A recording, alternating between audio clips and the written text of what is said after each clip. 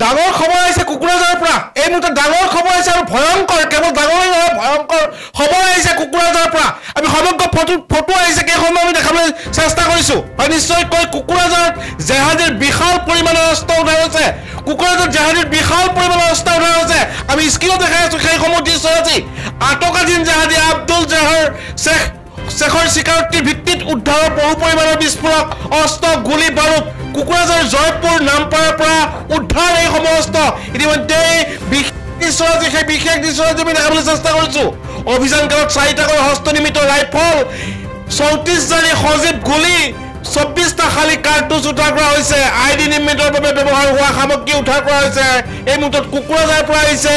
এক ডাঙৰ খবৰ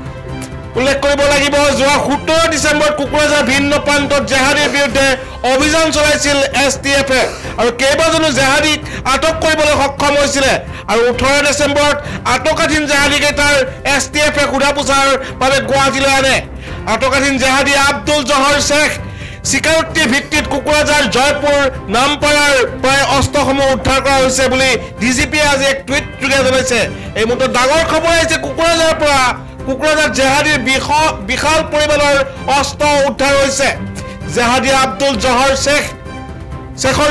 যি স্বীকাৰ কৰিছে তাৰ পাছতে এইসমূহ অস্ত্ৰ উদ্ধাৰ কৰিবলৈ সক্ষম হৈছে ইতিমধ্যে বিশেষ দুখন ভিজুৱেল আহি পৰিছে আমাৰ আগত আমি সেইসমূহ দৃশ্য দেখাই আছো ইতিমধ্যে কুকুৰাঝাৰ জয়পুৰ নামপাৰা